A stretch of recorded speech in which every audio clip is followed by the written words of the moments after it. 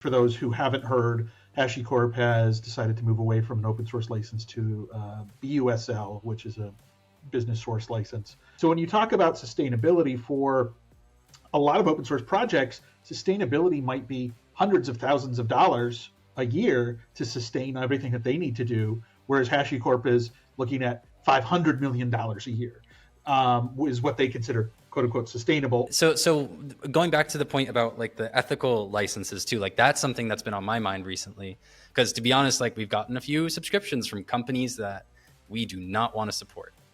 So all of our like pro platform stuff, we add an ethical agreement. And if there's a company that like, you know, we wouldn't feel comfortable working with, then we say, hey, like doesn't fit, sorry, go, you know. But the thing is then they can still use the free software. Right. And it's this, but the ethical open source licenses, like as soon as we implement that, we're no longer open source, technically, according to the open source initiative. And that always just has me question, like, then what's the definition for? If you're saying like, oh, well, I want to restrict from weapons manufacturers, then do the opposite people who think like, you know, like, hey, these are bad things for us, would they be allowed to create licenses and still call that open source? Hello, everyone. Welcome to another Hacking Open Source Business podcast. I am one of the co-hosts, the only one on today, Matt Yonkovit. And today I am joined by John Robb from the great folks over at ReactFlow. John, how you doing? Hey, I'm all right. How about yourself? Pretty good, pretty good. Now, John and I met for the first time just a few weeks ago in person over in Portland at FOSSE. Very far away. Very far away. Yes, because you are right now on the other side of the planet from Portland. Yes, I'm in Berlin. ReactFlow, well, there's three of us based in Berlin, one in Bath in the UK. And yeah, I happen to be over on that side of the pond anyway, visiting family. So figured, you know, just a short 5-hour plane ride across the country. But, you know, always a reminder that Europe is a little bit smaller than the US. Yes. So it's not just hopping from one side of the country to the other, but very happy I went. What a great group of people. Yeah, very, very glad I went. So, John, before we jump into a little bit more on FOSSE, maybe tell us a little bit about yourself, because you, according to your LinkedIn, are officially an experience manager for ReactFlow. What is an experience manager? Oh, I don't think it says experience manager. I think that's a combination of my LinkedIn is very inconsistent. So already, okay. I think that's my title. Experience designer, maybe? Was that it? That's the one. Yeah. Because experience designer is the closest thing I have to what I've done in the past and sort of what I've been trained in. And that is, it's a really vague term of like designing. That can be anything from designing gatherings for people and creating, like curating and crafting moments for a group of people. So that can be anything from like one time me and two other folks did remote Christmas parties for a few companies, and that's an experience, I guess. But also that seems to extend to things in community management, which I'm doing more of that flavor stuff at ReactFlow, talking about like how do we do a town hall meeting, or what's the process look like when someone meets, you know, downloads ReactFlow for the first time. What are the next things that happen there? So I get it's a very vague term, but that's the closest thing I have to, if I could put it in a LinkedIn sentence, you know? Yes. Well, okay. So officially, I just opened it up. It says you're a human, which I think I've verified that in person. But yeah, so community management, social media, documentation, strategy, a little bit of code. It says everything. So, you know, it sounds like you not only help, you know, kind of get the community wrangled, but you're also doing a little bit of DevRel because you're talking at conferences, you're talking about the product. And, you know, just kind of filling in the gaps, as a lot of people do at startups. Yeah, filling in the gaps is probably the best way to put it. Like the story of how I got hired is that last year when ReactFlow kind of started getting some subscribers, some people paying for it, the big question on the mind of Moritz and Christopher, who started it, was like, what do they want from us? What do they need? Do they want a newsletter every month? Do they need pro examples every week? Are they all gonna abandon us? Please don't leave. So then I was kind of the person coming in and helping with everything on that end. And that could be from writing a newsletter or figuring out, do we need to write a newsletter at all? Yeah, so pretty much my role is definitely filling in the gaps. The other three folks are much more from the developer side. Like Haley also does a bunch of developer relations work and like writes blog posts for ReactFlow as well. But I've done things also like from hiring at the company and helping do that piece of the puzzle and all the rest of the kind of stuff that falls between the cracks. So, in a word, what is ReactFlow for those who don't know? Yeah, ReactFlow is a tool for developers to build interfaces that have boxes and lines. So you can imagine a workflow tool or some sort of logic map. And it turns out that there are thousands and thousands of developers building tools that need to do that sort of layout, or not layout, but that display that kind of information in boxes and attached to each other in lines, which we call nodes and edges. And it's a tool built for the React framework. And yeah, so it's like a visual library is the slightly more technical term, I guess. So, how we got connected was, as we mentioned earlier at Fossey, you gave a talk specifically about how ReactFlow kind of changed how they were approaching building a sustainable model around their open source. Yes. And you had kind of coined the term thin crust open core model during it. So what sort of problems did ReactFlow face, and how did you kind of come to this kind of thin crust open core? Cool. Yeah. First, I unfortunately can't take credit for thin crust open core. I found it in some BCG article, interestingly enough. But I haven't seen it used anywhere else, which is bizarre because it's so helpful. And maybe just to say out loud, thin crust open core, what we mean is like the core. We talk a lot about open core, like you've said it on a bunch of your videos. But then the thin crust piece is like, how do we make sure that paid stuff is tinier than the big stuff in the middle? While a lot of companies end up having a huge crust where you're spending 80% of your time building the paid features and the free version is a smaller chunk. So I guess so. And in terms of how we got there, was a bit of luck, where Moritz and Christopher ended up building this thing and this open source library. And like a lot of lucky open source libraries, people started just using it because it filled this niche need. They had built it for themselves, and turns out other people needed it too. And along the way, like they were doing some agency work on the side, trying to kind of cross-fund it, stuff like that. And then they realized what they wanted to be able to just focus on this library, as so many other open source software developers would love to do. And the question was, how the heck do we make money from this thing, even though it's free? And yeah, what they decided was like, let's throw a price tag on it, offer pro examples as well as a tiny amount of like support for a little extra money. So 1 hour of support per month on top is like our kind of extra plan. And yeah, people started subscribing. So we kind of, and it worked. And it wasn't, so it was kind of out of how do we make sure that we can do this without having to like answer to other folks and like have other people making decisions for us, but rather how can we be in control of the direction of this library and yeah, like, you know, maintain it in the way that they saw as best fit for it and to keep it MIT licensed. Well, so what's really interesting is a lot of times open core, people, when they hear open core, they think of enterprise only features or a watered down open source, feature set, right? So, Sure. We're going to reserve X, Y, and Z only for our paying customers, and it won't be under a very open license. It won't be under MIT. It won't be under, something that's Apache 2. It'll be under something else. Yep. And what's interesting about ReactFlow and how you approach that was, you all really focused on adding support and then examples. Now, I've seen training and I've seen some other things as part of a subscription offering, but I don't think I've seen examples before as part of that offering, which is kind of a unique thing.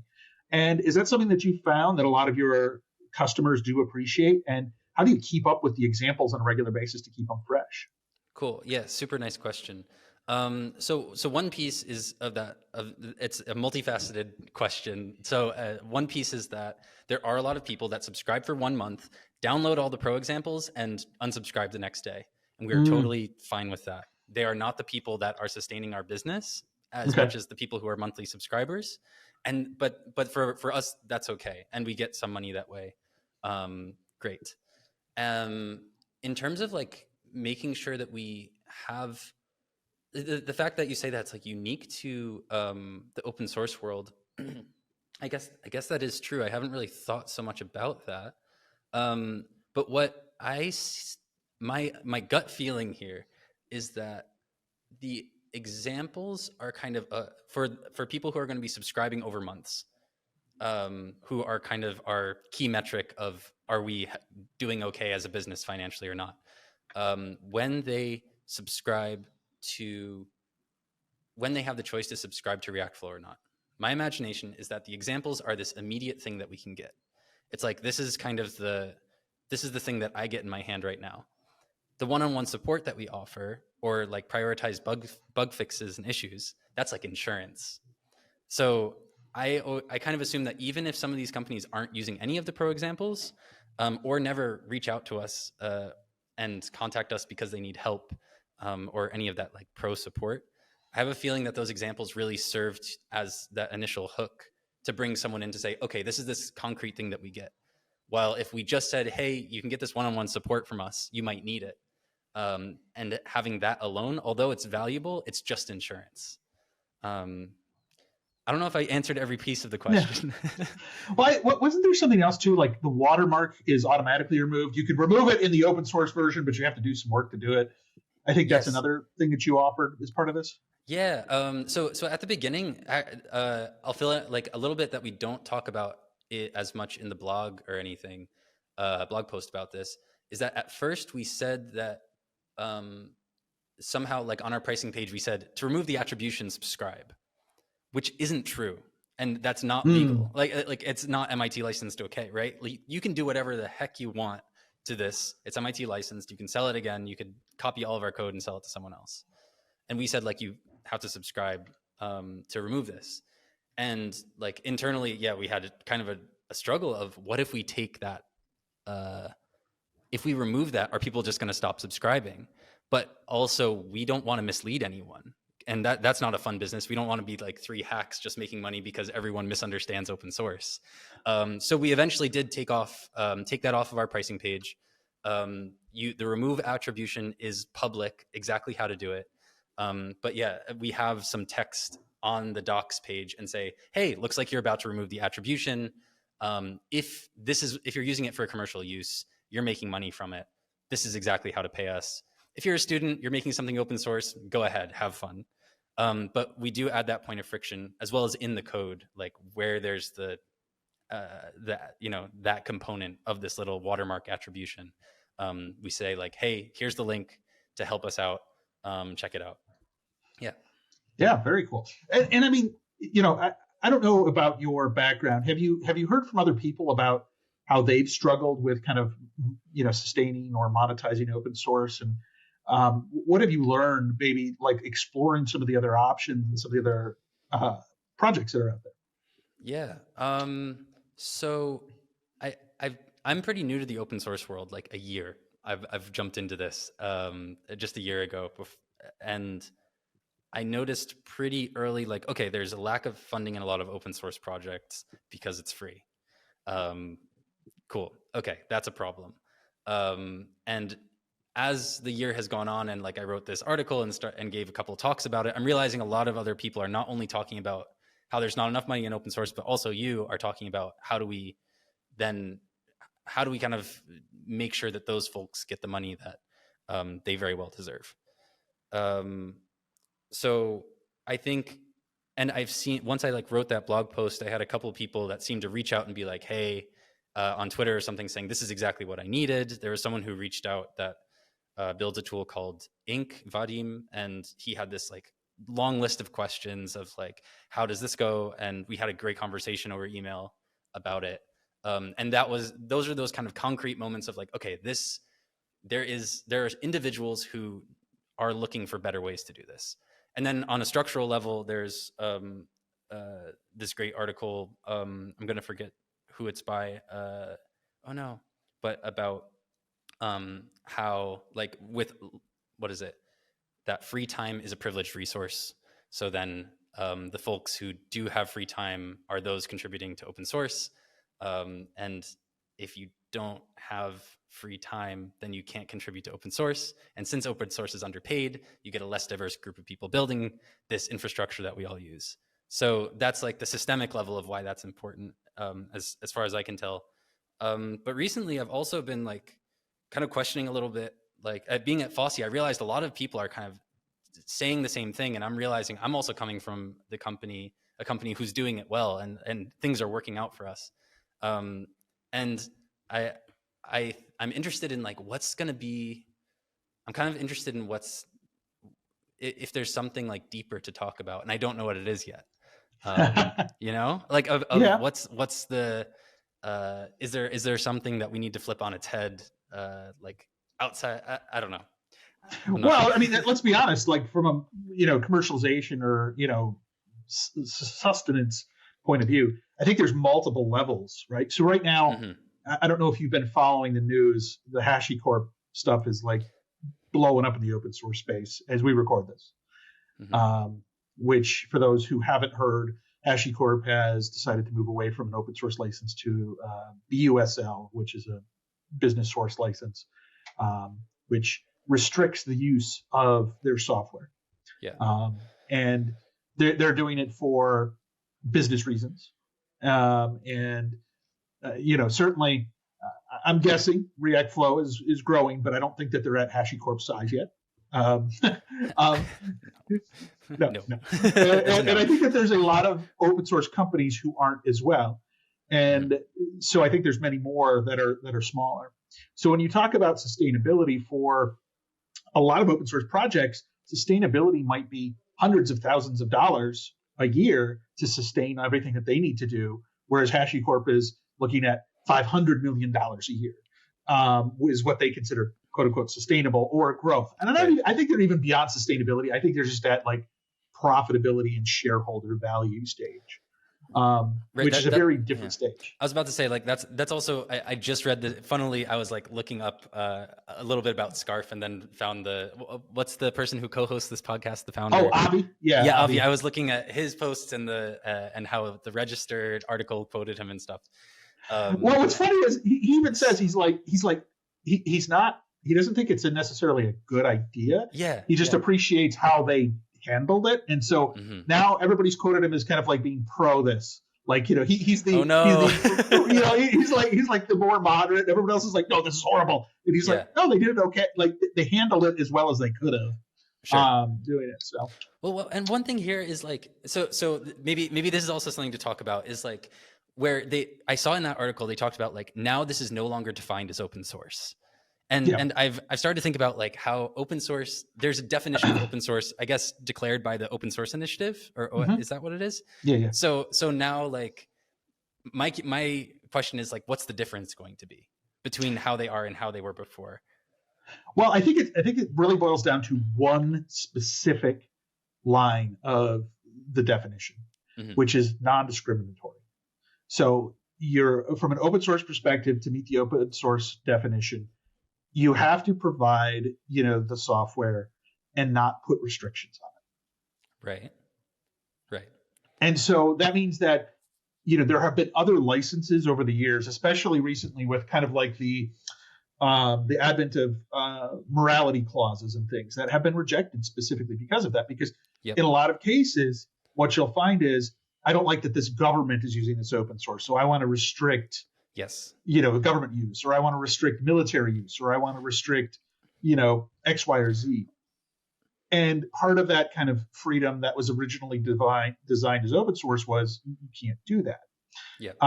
And so this is where the shift is, by leaving it open like that, you enable other people to monetize it.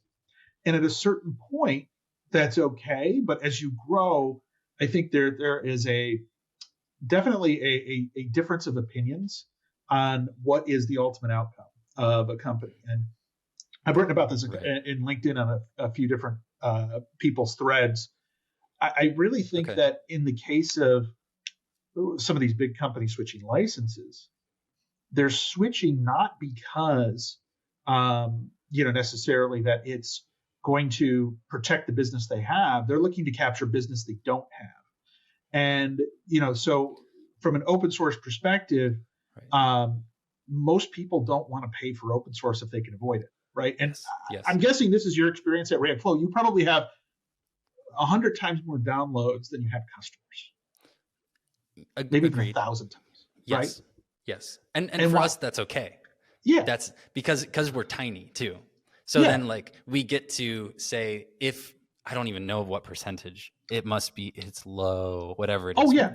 Yeah. Typically so typically you're looking at less than 5% of the overall download numbers. And probably less, even way less than that. Yeah. And so, I mean, if you're best in the world, like you're talking 5%, and that would be ridiculously happy for most people. Sure. But I think with the cloud providers coming in, what they've done is been able to sell people something that they do want, which quite honestly, people don't want to have to run the software or run the infrastructure to support the software. So if you run that as a service, people are like, that's awesome. I don't have to worry about it. It's still open source. So yay. Yeah. But they're not paying for the software. They're paying for the service. And I think a lot of open source companies in the past have banked on people buying the open source or paying for a subscription to support or whatever, which isn't necessarily needed in the as a service space. So how do you capture that as a service space? Mm-hmm. And I think that's what's driving a lot of these changes. Yeah, I hear that for sure. Yeah. It's crazy though. It's crazy. It's crazy. It's crazy times. Crazy time. Yeah, but it's like so going back to the point about like the ethical licenses too, like that's something that's been on my mind recently, because to be honest, like we've gotten a few subscriptions from companies that we do not want to support.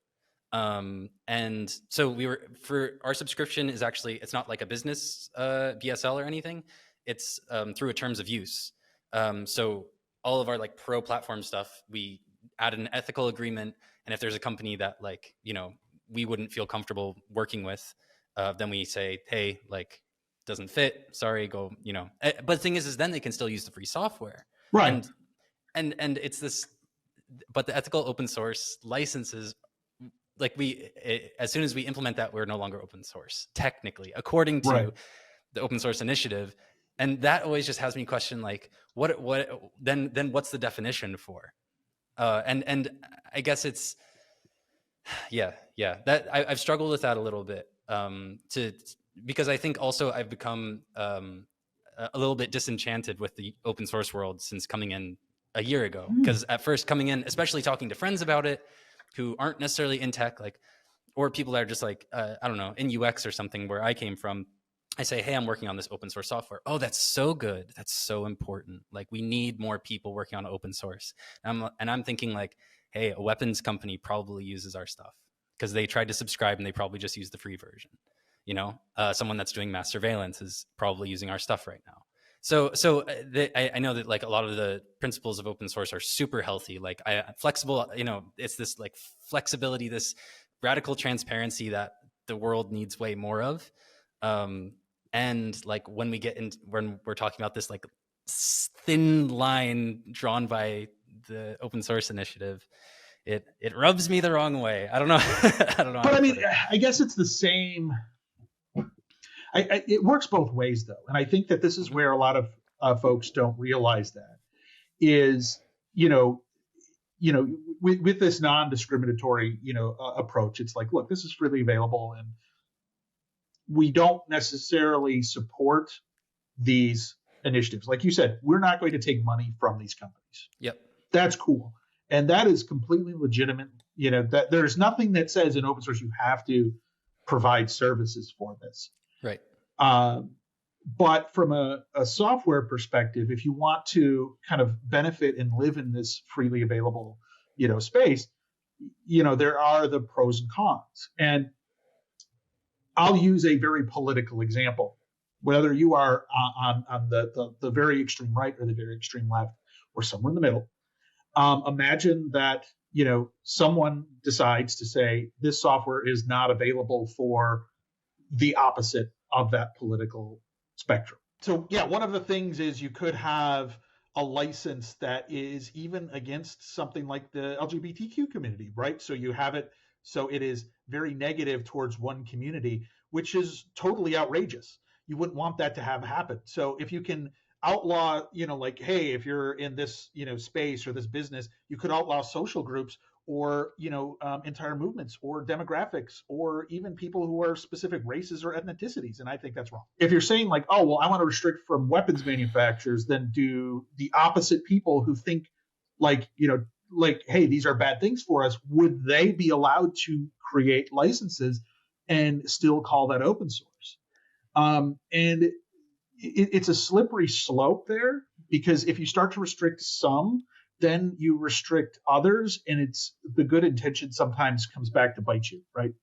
And I would hate to see that, because I think that the broader the ecosystem, the better it is. I won't support certain conferences. I won't support certain initiatives. I won't support certain applications that I don't believe in them.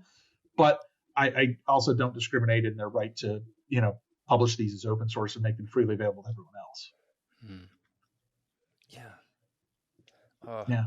Yeah. It's a weird thing, right? Right, John? Like it is. It is weird. Maybe if you're listening to it as a podcast, I'm like staring off into the white wall of the office of like,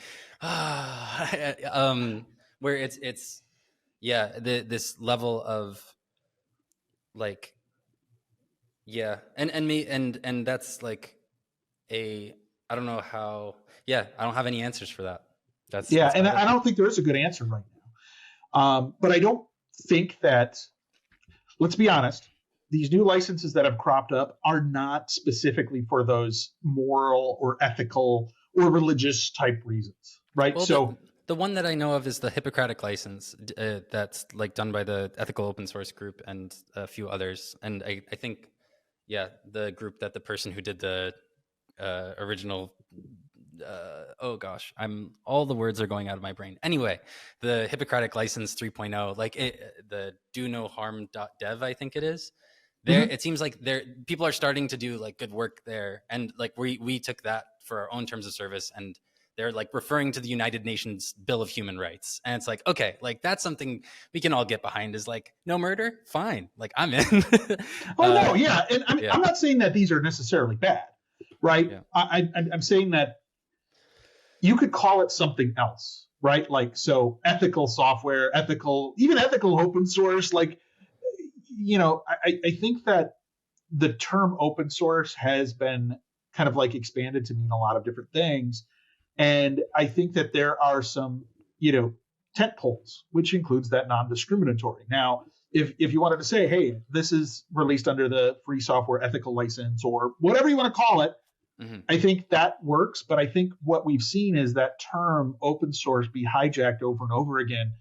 And you've seen it evolve over the last like 10 years where, it started off meaning something very specific and everyone's tried to morph it because there's power in the name and the term open source. 100%. Very right. Much. Yeah. And I think that right now with these current licenses that we are talking through and we are working, with, that they still try to hook into that open, a lot of them say like, we're open or, we're committed to open software code or, open code or whatever. And so they try to massage the language a little bit more. But I'm going to be honest with you, like most of I think like when I talk with people, there is actually a relatively small number of users who use open source and rely on open source and care about open source who actually read the code, right? And who actually spend time in the source. They're choosing it because it's freely available. They're choosing it because it's easy to use. They're choosing it because it has a community behind it, right? That doesn't necessarily mean that they're going to get involved in either contributing code or reading code, or in a lot of cases, they won't even know the programming language. When you talk about like databases, which I'm familiar with, most of the developers who are using it aren't C developers. Sure. And this is where like, the open source is so broad too, because talking about ReactFlow, even like do you know, like the cathedral versus the bazaar Yeah, style yeah, of development? Like we are very much on the cathedral end of development. Like we are a group of 4 core members who are getting paid, and we do a bulk of the work, and like we get to use that.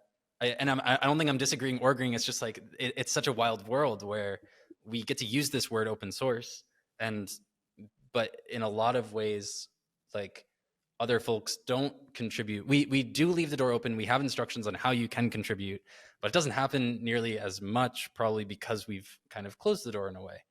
But we do get to benefit a lot from having this open source designation behind our name. And also, I think I've heard like there's another company based in Berlin that has switched from open source to source available because they realized that it took so much time to go through all the issues and all the pull requests that people were making. yeah. And then they lose that, but they lost that, like those words. And I think they were going for investor rounds and stuff, or they've gotten investment now. And it sounds like if someone wants to go on that path, having the words open source behind it may be important as well. Just amazing how much power is in that word. And I think maybe I saw it on your Twitter feed or something, like this term open washing I've never heard before, of like, oh yeah, like how do we start using this word in order to like push our own things forward. And I think that this is where a lot of like the recent changes that we've seen, and it's a relatively small number of companies, but it's growing. But it often comes in for business reasons, not ethical or moral kind of reasons. It's for a business reason. Sure. And ultimately, the bigger problem isn't necessarily the switch; it's the change in commitment to the community. Because for many people, when you hear the term open source, when you start to use open source, there's some things that go in your mind, right, wrong, or different. Number one, that it's the source is available. If the company goes away, the community will help, and it's still around to support it. Right. You don't have to pay for it unless there's some compelling reason. You can go in and fix or alter things if you need to. Yep. And you do have certain freedoms and rights to it. Yep. I think that regardless of like what software you're using, you think that way. And when someone comes along and says, for a business decision, we're going to take a step back from that, they peel back some of those freedoms that you had, or what you would consider rights that might be, available to you. And ultimately, whoever controls the IP controls, the destiny. It's the whole Dune thing, right? He who controls the spice controls the universe. Oh, it's he who controls the IP in a lot of cases, because they could change that license. Right. And this is where a lot of foundations have tried to step in, and some companies have gone to the mat and said, we're going to donate this project to this foundation.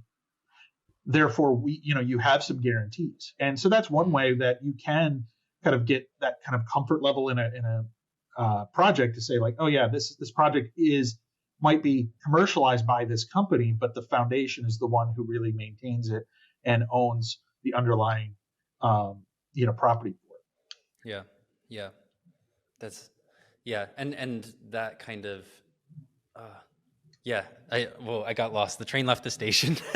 I had something to say, and then that's okay. I mean, but it is this really kind of like fascinating. And this is where I think we get tied up, because there's lots of things. This is an onion where you peel layers off of this onion, right? Absolutely. And part of this is when we think about the layers that we're talking about in this case, a lot of the businesses that like are the size of ReactFlow, or a lot of the businesses in the open source space, the size of Scarf, or the size of other companies in this open source space, there are a lot of companies in this space who aren't going to necessarily have the same benefits or the same needs or desires that these bigger companies that are switching licenses have right now. Because again, that level of sustainability that we're looking to achieve is an order of magnitude different. But if we're just using open source right now at this stage as a stepping stone to get us to that next stage, and then we'll kind of toss out the licenses later on when they're not convenient, that's where I have a big problem, right? And so that's where we have to be careful as a community to, not only be certain of what we're trying to do, but be careful that this kind of like, let's start as open and then throw Yeah. away all of those restrictions later on when they're inconvenient. If that becomes the standard operating procedure, that's going to be a bad thing for the community as a whole. And yeah, very much agreed. And I think like, and that's also from our side, we make it super clear on our website and stuff like we are going to stay MIT licensed forever. But the thing is it's a promise, and that's all we can give. Like, we have the ability and the permission to like flip a switch and say it's proprietary now, and we're going to continue working on it behind closed doors. We won't. Like, this is something that we've really cared about at the core of our company, and like that's a big piece of our values. Like from when Christopher and Moritz were working together for a long time before this, is how important open source was to all of their work before. And like, but the thing is, it's so strange because it's just a promise that this is how we're going to work, and there's nothing that anyone can really do about that. And even internally, I think it's been it's really like a question of how do we make sure that we kind of stay at that level where we want to keep our MIT license, where that's the thing that's still important to us. And I imagine, like, as you know, and that's for us at ReactFlow also, we find for us it's important that we don't get investor money at the, like, that's not our way to go, because as soon as that happens as well, then like motives change, team Totally. size changes, money is different. Like as soon as a stakeholder with a huge percentage says, hey, you shouldn't be open source anymore because XYZ, you'll get this much more money, convince me otherwise, then you don't really have a chance to say no, this is according to our values. So yeah, for us, like that's a big question, and something that I think about is like how to make sure that not only that giving the promise of how do we keep our stuff MIT licensed, but how do we keep ourselves in a place like mentally and on our daily work and as a team where we want to keep it open source, and that's easy. Like how do we make it easiest for us to keep this open source and keep it MIT licensed? Yeah, and on top of that, not only keep it that, but also be able to pay people's salaries and be able to pay for the resources you need to actually support the development work you're doing. And I think that's where there are options. It's just that the scale changes.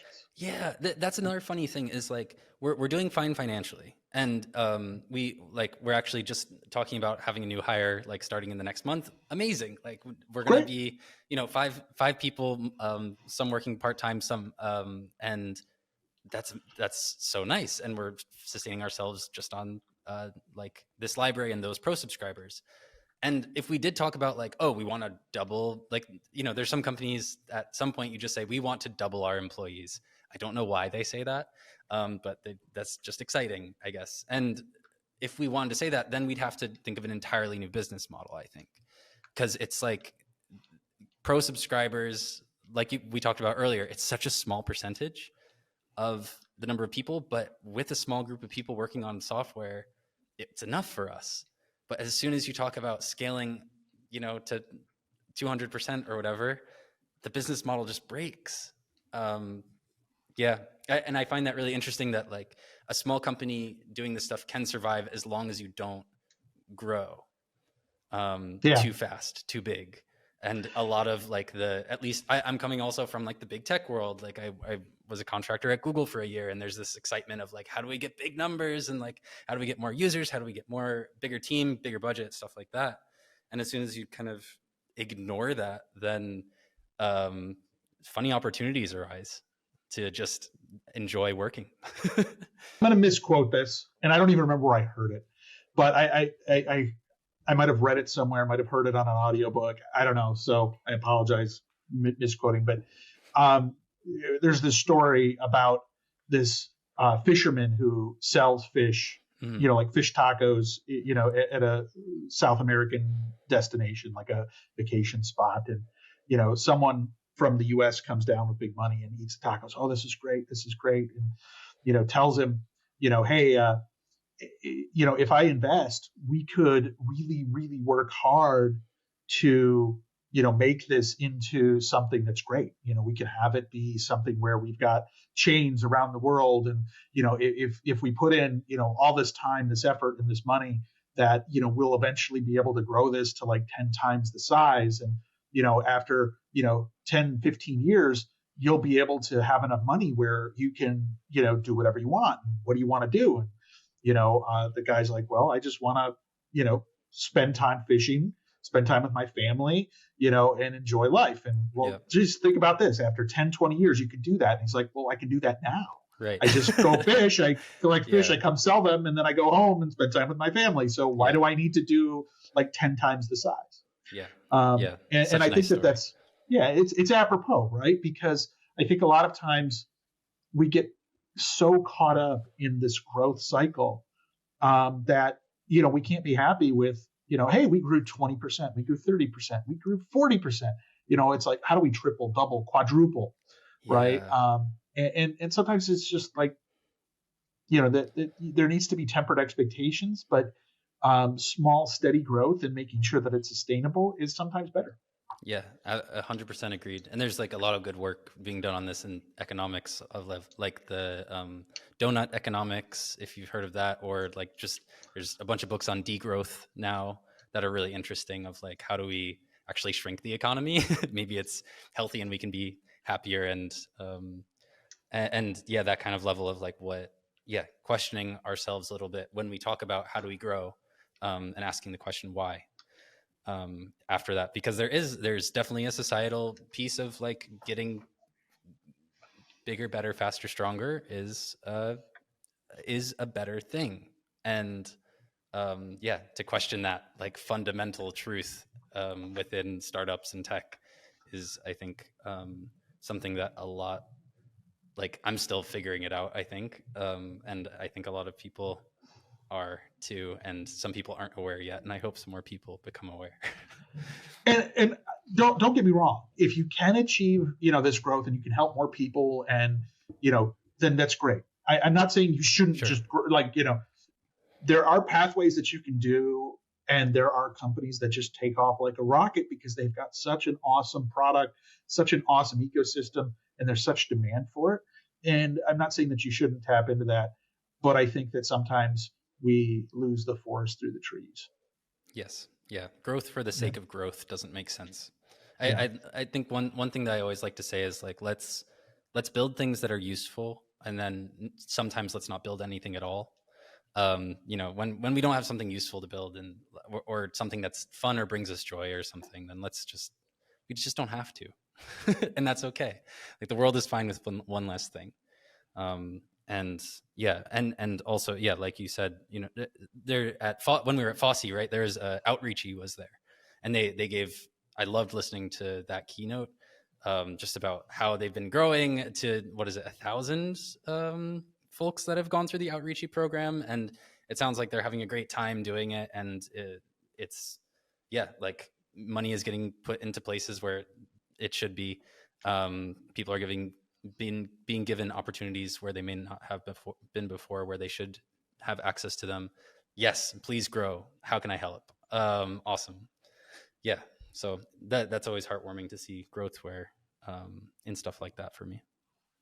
Well, John, that's a great note to end on, right? So I think that's a great sentiment. John, I want to thank you for hanging out with me today and talking to me a little bit about ReactFlow and talking a little about licensing and growth and everything else in the open source space. Yes, absolutely. Thanks for having me on. Wonderful to talk to you. I'm glad we got to talk here. We didn't get much chance at Fosse, so super nice to talk. All right. And if you're interested in learning more about ReactFlow, check out the website. We'll drop a link in the description here. And don't forget to subscribe to the podcast. And until next time, we'll see you later.